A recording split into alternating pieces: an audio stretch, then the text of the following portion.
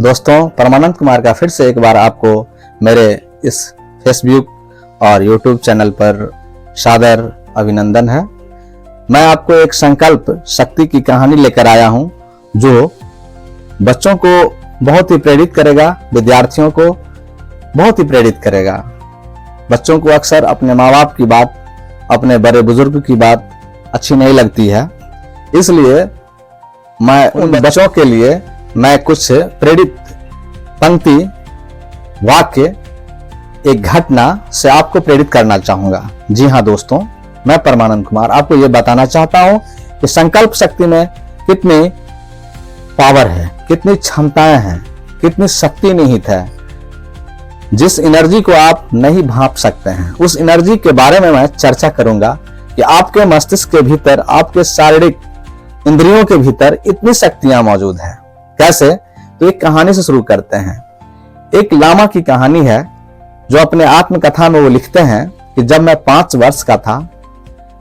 जी हाँ दोस्तों, उस 5 वर्ष की अवस्था में बच्चे दूध पीते रहते हैं अपने माँ के, और वो बच्चा 5 वर्ष का था तो उसे हिदायत दिया गया, ये कहा गया उसके पिताजी के द्वारा कि बाबू, तुम्हें 5 वर्ष की अवस्था में, अब 5 वर्ष हो गया है, तुम्हें घर छोड़ना है और गुरुकुल जाना है। गुरुकुल जाना है और उस समय में जाना है जिस समय में न तो तुम्हें तुम्हारी माँ छोड़ेगी, न तुम्हारे पिताजी तुम्हारे सामने में होंगे, तुम्हारे घर के नौकर चाकर ही तुम्हें ले जाएंगे, वह भी सुबह का ठीक 5 बजे का समय। तो कहानी आपको मैं इस तरह से बताना चाहूंगा कि एक बहुत प्रसिद्ध लामा ने अपनी आत्मकथा में लिखा है कि जब मैं 5 वर्ष का था तो मुझे विद्यापीठ में पढ़ने के लिए भेजा गया। रात को मेरे पिता ने मुझसे कहा, तब मैं कुल 5 वर्ष का था। रात को मेरे पिता ने मुझसे कहा कि कल सुबह 4 बजे तुझे विद्यापीठ भेजा जाएगा और स्मरण रहे, सुबह तेरी विदाई के लिए न तो तेरी मां होगी और न मैं मौजूद रहूंगा। मां इसलिए मौजूद नहीं रखी जा सकती है कि उसकी आंखों में आंसू आ जाएंगे तुम्हारे प्रेम के खातिर, और रोती हुई मां को छोड़कर तू जाएगा तो तेरा मन पीछे की तरफ दौड़ता रहेगा, होता रहेगा, और हमारे घर में ऐसा आदमी आज तक कभी पैदा नहीं हुआ जो पीछे की तरफ देखता हो।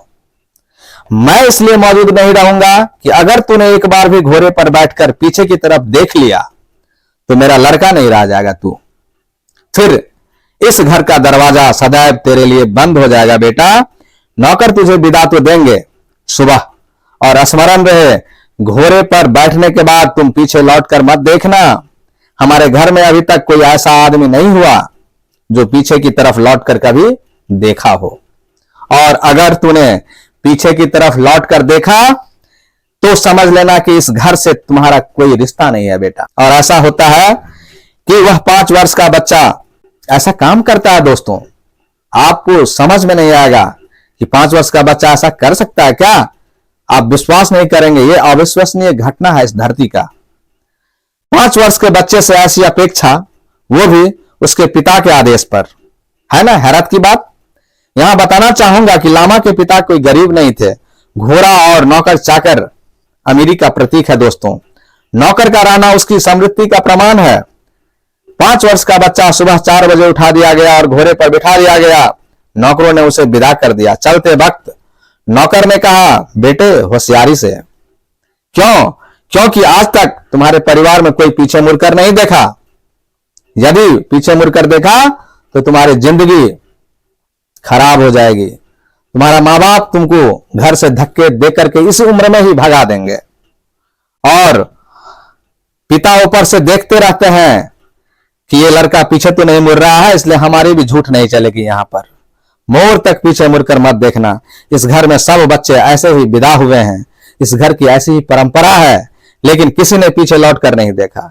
और जाते वक्त नौकर ने कहा कि तुम जहां भेजे जा रहे हो वो साधारण विद्यापीठ नहीं है बेटा। वहां देश के जो श्रेष्ठतम पुरुष हैं उस विद्यापीठ से पढ़कर पैदा होते हैं। वहां बड़ी कठिन परीक्षा होगी प्रवेश की, तो चाहे कुछ भी हो जाए, हर कोशिश करना उस प्रवेश परीक्षा में प्रविष्ट हो जाने के लिए, क्योंकि वहां से असफल हो गए तो भी इस घर में तुम्हारे लिए कोई जगह नहीं बचेगी, कोई जगह नहीं मिलेगा, कोई प्यार नहीं मिलेगा, इस घर में कोई स्थान नहीं मिलेगा। देखिए वह 5 वर्ष का बालक क्या करता है। दृढ़ संकल्प शक्ति के साथ वह आगे बढ़ता है। कितनी कठोरता उसके साथ बढ़ती जा रही है। वह घोड़े पर बैठकर विदा हो जाता है। उसने अपनी आत्मकथा में लिखा है कि मेरी आंखों में आंसू भरने लगे, लेकिन पीछे लौटकर कैसे देख सकता हूं उस घर को, पिता को, जिस घर को छोड़कर जाना पड़ रहा है। मुझे अनजाने में इतना छोटा हूं, लेकिन लौटकर नहीं देखा जा सकता, क्योंकि मेरे घर में कभी किसी ने लौटकर पीछे मुड़कर नहीं देखा।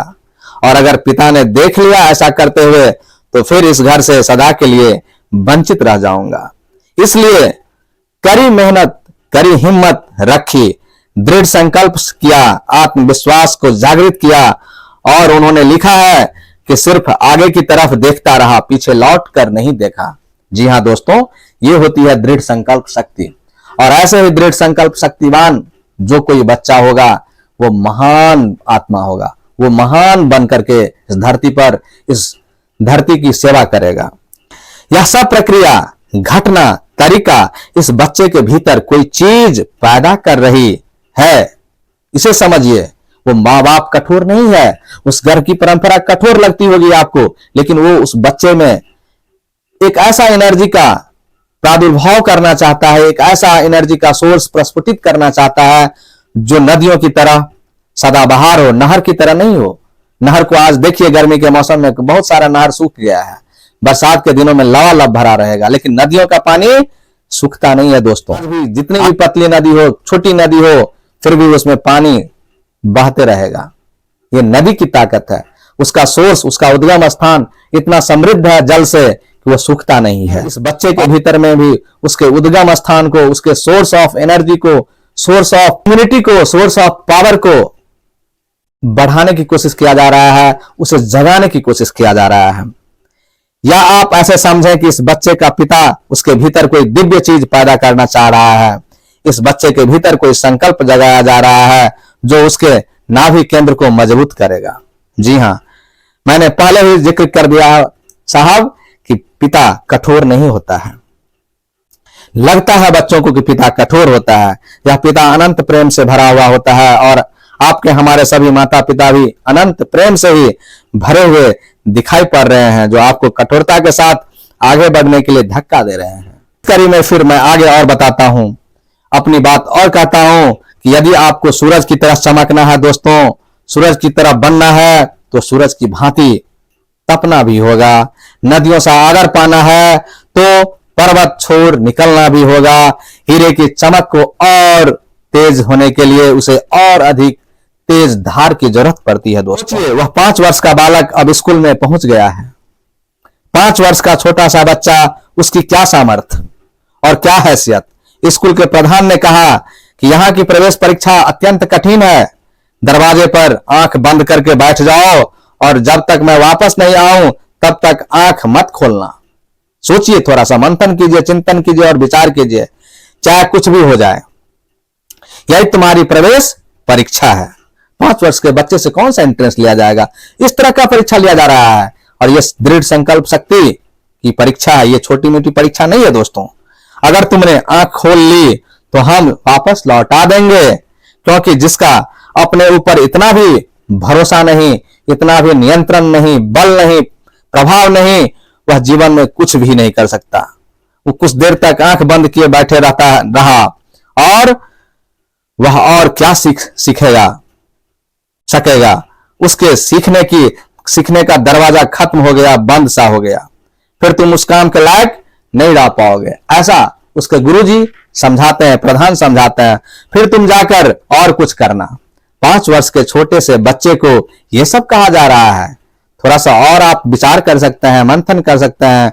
वहां भी उसके भीतर कुछ जगाने की कोशिश की जा रही है, और वह सामर्थ्य आप में, हम में, सब में है।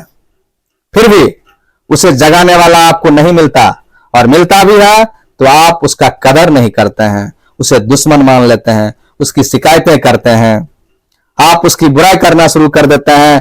किंतु इस बालक ने ऐसा कुछ नहीं किया, क्योंकि उसके पास कोई विकल्प नहीं बचा था कि अपने माता को कंप्लेन करे या अपने पिताजी को कंप्लेन करे। वह गुरु के शरण में था और गुरु की शिकायत अपने माता पिता से जाकर कहता। ऐसा नहीं संभव है जैसा कि आज के बच्चे करते हैं। वह बैठ गया दरवाजे पर, आंख बंद करके। मक्खियां उसे सताने लगी, लेकिन आंख खोलकर नहीं देखना है, क्योंकि आंख खोलकर देख लेगा तो उसकी जिंदगी यहीं खत्म हो जाएगी। वह 5 वर्ष का बच्चा सोच रहा है, मैं नहीं सोच रहा हूं दोस्तों, वो 5 वर्ष का बालक। छोटे मोटे जो दूसरे बच्चे स्कूल में आ रहे थे, कोई उसे धक्का देने लगा है, कोई उसको परेशान करने लगा है, लेकिन आंख खोलकर नहीं देखता है। वह लामा लिखता है अपनी आत्मकथा में, यदि देखा तो मामला फिर खराब हो जाएगा। और नौकरों ने आते वक्त कहा है कि अगर प्रवेश परीक्षा में असफल हो गए तो यह घर भी तुम्हारा नहीं है, नहीं रहेगा। 1 घंटा बीत गया मित्र उसकी प्रवेश परीक्षा का, 2 घंटे बीत गए, वह आंख बंद किए बैठा है। सोच सकते हैं कितनी दृढ़ संकल्प शक्ति होगा या कितना भयभीत होगा वो बालक। और कहीं भूल से भी ना आंख खुल जाए, और आंख खोलने के सब टेम्पटेशन अर्थात सारी परिस्थितियां मौजूद है वहां। उसे तंग किया जा रहा है, मक्खियां भिनभिना रही है, मक्खियां काट रही है उस बच्चे पर, उसके पैरों पर कुचल करके कुछ बच्चे दरवाजे क्रॉस कर रहे हैं, तो वह एक संकल्प शक्ति के साथ अपना आंख बंद नहीं कर पा रहा है दोस्तों। मतलब कोई आ रहा है, कोई जा रहा है, कोई बच्चे उसे धक्के देते जा रहे हैं, कोई बच्चा कंकर मार रहा है, मक्खियां भी कम नहीं है, वह भी सता रही है उसे। और उसे आंख खोलने का मन होता है कि देखे कि अब तक गुरु नहीं आए। 1 घंटा, 2 घंटा, 3 घंटा, 4 घंटा बीत गया। उसने लिखा है कि 6 घंटे बीत गए और 6 घंटे के बाद गुरु जी आए। तो सोचिए, चिंतन कीजिए दोस्तों। और उसने कहा, बेटे तेरी प्रवेश परीक्षा पूर्ण हुई, तू भीतर आ, तू संकल्पवान युवक बनेगा। तेरे भीतर संकल्प है, वो भी हिमालय की तरह अडिग है। तेरे भीतर विल पावर है, इच्छा शक्ति है। तू जो चाह कर सकता है, जो चाहेगा तुझे मिलेगा। तू सेल्फ कॉन्फिडेंस से परिपूर्ण है। 5-6 घंटे तक इस छोटी सी उम्र में आंखें बंद करके बैठना ही बहुत बड़ी बात है। महान बनने का संकल्प है। और गुरु ने उसे छाती से लगा लिया, हृदय से लगा लिया। उन्होंने लिखा है कि तू हैरान मत होना। वे कहते हैं वे बच्चे तुझे सताने नहीं सता रहे थे, वे बच्चे इस काम के लिए भेजे गए थे, जानबूझकर तुम्हें सताने के लिए। उन्हें कहा गया था कि जाओ थोड़ा इसे परेशान करो। इस परेशानी में भी उसकी संकल्प शक्ति टूटती है या नहीं? जी हां दोस्तों, ऐसा ही हमारे साथ ईश्वर भी हमारे दृढ़ संकल्प शक्ति को कभी कभी जांच करते हैं। हम उस प्रवेश परीक्षा में अगर असफल हो जाएंगे तो शायद हम जीवन में सफल नहीं हो पाएंगे। उस लामा ने लिखा है, उस वक्त मैं सोचता था मेरे साथ बड़ी कठोरता के साथ बर्बरता की जा रही है, लेकिन अब जीवन के अंत में मैं गुरु जी को धन्यवाद से भरा हुआ हृदय पाता हूं। उन लोगों के प्रति जो मेरे प्रति कठोर रवैया अपनाए थे, उन्होंने मेरे भीतर कुछ सोई हुई चीजें पैदा कर रही थी, कोई सोया हुआ बल जगा रहा था। लेकिन संसार में हम उल्टा सोच रहे हैं। कई मनोवैज्ञानिक खासकर बच्चों के संबंध में उल्टी धारणा प्रस्तुत कर दिए गए हैं। सरकारी तंत्र भी उल्टी बात पर कानून बना रही है कि बच्चे को डांटना भी मत, मारना भी मत। और तभी तो सारे संसार में कॉर्पोरल पनिशमेंट बिल्कुल बंद कर दिया गया है। बच्चे को कोई चोट नहीं पहुंचाई जा सकती, कोई शारीरिक दंड नहीं दिया जा सकता।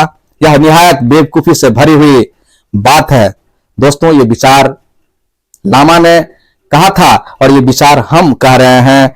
ऐसा नहीं कि ये मेरी विचार है, आप मानिए या ना मानिए, लेकिन मेरी भी एक ऐसा अपना सेल्फ भीतर का आवाज है कि बच्चों को पनिशमेंट तो मिलना ही चाहिए। जब तक उसे डर नहीं होगा वो पढ़ेगा नहीं।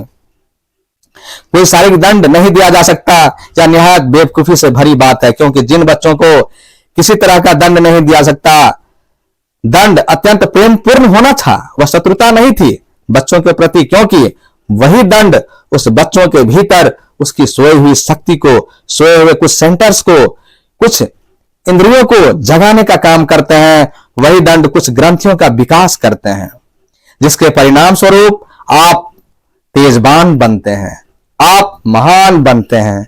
बच्चों के भीतर वही दंड कई बल पैदा करते हैं, कभी क्रोध तो कभी आत्मबल तो कभी दृढ़ संकल्प तो कभी सागर सा प्रेम तो कभी अभिमान जगाता है। जी हाँ दोस्तों, वह लामा जो है आज दलाई लामा के नाम से प्रसिद्ध है, बौद्ध गुरु हैं। तो इस तरह की महान संकल्प शक्ति के लिए इतना ही दृढ़ संकल्प होना बहुत जरूरी है। और ऐसे ही प्रेरक किताब को, ऐसे ही प्रेरक कहानी को पढ़ने के लिए आप, एक किताब है सफलता का मार्ग, वह किताब आप सफलता का मार्ग किताब पढ़ सकते हैं। अमेज़न पर अवेलेबल है दोस्तों। ये मेरे ही द्वारा रचित किताब है। मैंने ही विभिन्न किताबों का अध्ययन करके किताबों से मुख्य बातें को, प्रेरक चीजों को इसमें समाहित किया है। ये गागर में सागर का काम करेगा दोस्तों, और आत्मचिंतन करने के लिए मजबूर करेगा कि सचमुच सफलता के राह में दृढ़ संकल्पवान होना उस लामा की तरह बहुत जरूरी है। और अगर उसके लामा के माँ बाप ने ऐसा कठोर काम किया है, निष्ठुरता से उस बच्चे को 5 साल की अवस्था में घर से बाहर भेजा है, तो सचमुच उस बच्चे की भविष्य के लिए भेजा है। थैंक यू दोस्तों। इसी तरह का वीडियो देखने के लिए आप मेरे नेक्स्ट वीडियो की फिर से देखें।